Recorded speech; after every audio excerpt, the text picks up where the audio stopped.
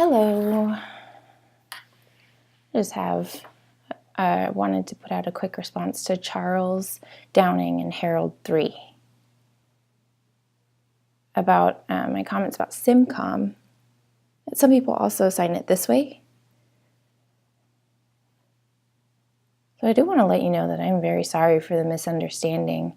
I didn't mean to demean you or anything like that. I just wanted to let you know I was being honest about my opinion. And Charles, I wasn't trying to label your identity as a deaf person. That was not my intention at all. I was just giving the name for that method of communication, speaking and signing at the same time. That is simultaneous communication, SimCom. Someone thought of it a while back, and we've been using it since. So I've seen some people think it's good enough and that it's all right and everybody is good. It helps everybody out understand. And that's from an outside perspective. But when you're inside the situation, it's really not pretty. That's not to say that we should stop using it completely, but we need to be aware of its use in formal presentations or discussions or meetings. My personal opinion is that the simultaneous communication isn't very good. It hurts more than it helps. So a solution to this could be to have a discussion to figure out what the best way to proceed is. So, and I do want to quickly say that if you need any clarification, I'm limited on time now, but I will try my best. So please, if you have any concerns or if you're confused and you want clarification, feel free to ask me, and I'll do my best to explain. So there has been some research done on SimCom by two women. The second one's name, I think, is Patalo.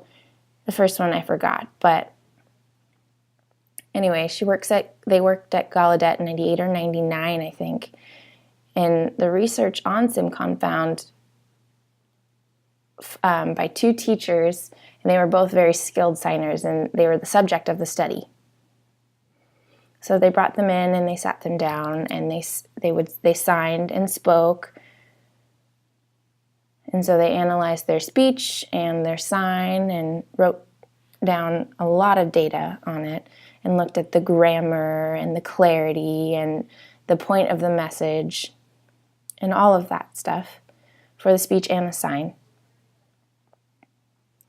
and whether or not the messages matched in both languages. And the results were very interesting. I wish I had it now, but I really don't know where it is, where that information is.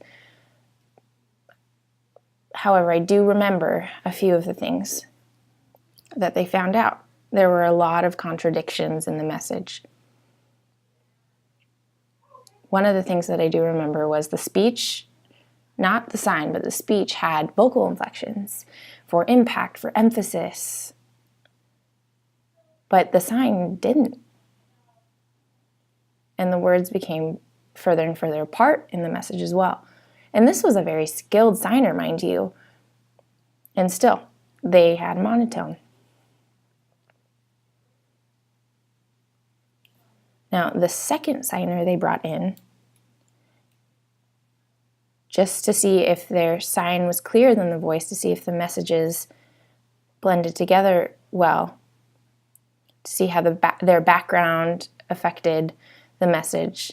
There were so many different factors that they had to consider with the skill and quality of the signer's product while signing and voicing at the same time. And it seriously had an effect on the message. And it's not to say that it's a negative thing entirely, but you couldn't understand. The message and the meaning of the two different languages were opposite.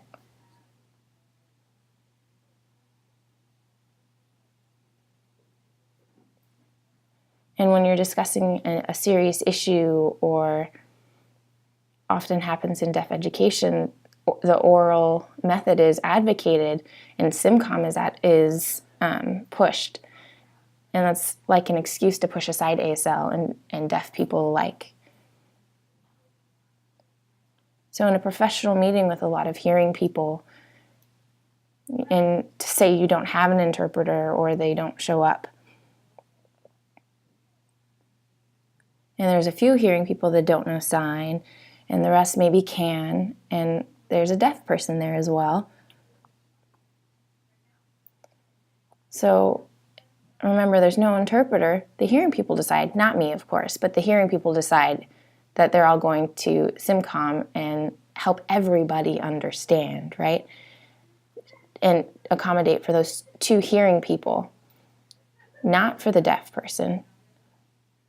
It's really hard to follow and understand that method of communication, and it's, oh, we gotta be careful, we gotta be sensitive to the hearing people in their language and access, but we're not paying attention to any turn-taking rules. We're not signing. We're breaking all of these language rules, and ASL is just pushed aside while the voicing maintains its quality.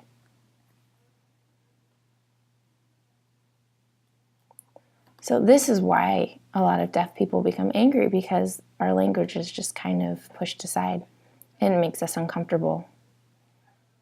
And that's why we prefer people to turn their voices off and to just sign and to let the interpreter voice for us, interpret for us.